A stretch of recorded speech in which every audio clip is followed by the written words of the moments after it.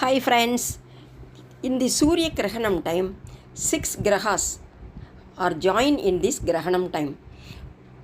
So we will chant now Garuda Mantra 11 times and we will get good changes in our life.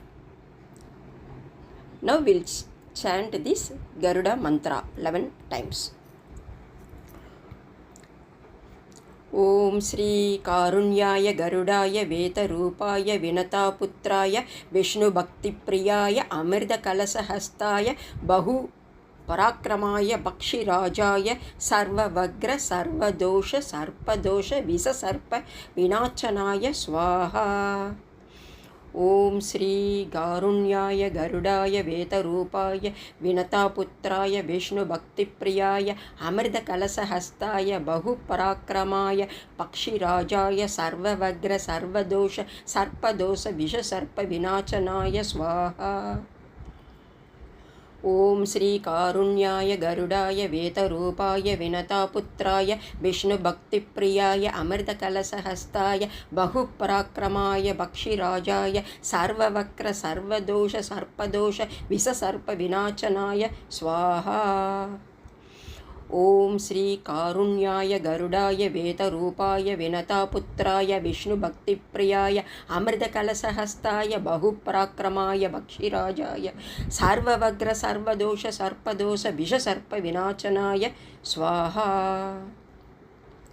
ओम श्री कारुण्याय गरुडाय वेतरूपाय विनतापुत्राय विष्णुभक्तिप्रियाय अमृतकलशहस्ताय बहुपराक्रमाय पक्षिराजाय सर्ववग्र सर्वदोष सर्पदोष विषसर्प विनाशनाय स्वाहा.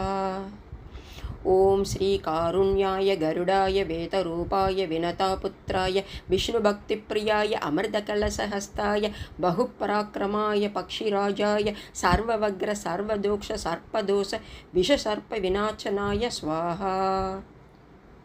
ओम श्री कारुण्याय गरुडाय वेतरूपाय विनतापुत्राय विष्णुभक्तिप्रियाय अमृतकलशहस्ताय बहुपराक्रमाय पक्षिराजाय सर्ववग्र सर्वदोष सर्पदोष विषसर्प विनाशनाय स्वाहा.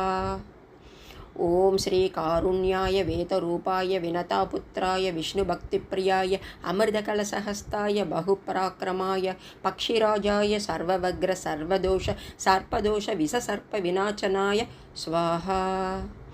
ओम श्री कारुण्याय गरुडाय वेतरूपाय विनतापुत्राय विष्णुभक्तिप्रियाय अमृतकलशहस्ताय बहुपराक्रमाय पक्षिराजाय सर्ववग्र सर्वदोष सर्पदोष विषसर्प विनाशनाय स्वाहा. ओम श्री कारुण्याय गरुडाय वेतरूपाय विनतापुत्राय विष्णुभक्तिप्रियाय अमृतकलशहस्ताय बहुपराक्रमाय पक्षिराजाय सर्ववग्र सर्वदोष सर्पदोष विषसर्प विनाशनाय स्वाहा. ओम श्री कारुण्याय गरुडाय वेतरूपाय विनतापुत्राय विष्णुभक्तिप्रियाय अमृतकलशहस्ताय बहुपराक्रमाय पक्षिराजाय सर्ववग्र सर्वदोष सर्पदोष विषसर्प विनाशनाय स्वाहा. ओम श्री कारुण्याय गरुडाय वेतरूपाय विनतापुत्राय विष्णुभक्तिप्रियाय अमृतकलशहस्ताय बहुपराक्रमाय पक्षिराजाय सर्ववग्र सर्वदोष सर्पदोष विषसर्प विनाशनाय स्वाहा. In this Garuda mantra 11 times நம்ம எல்லாரும் சொல்லலாம்.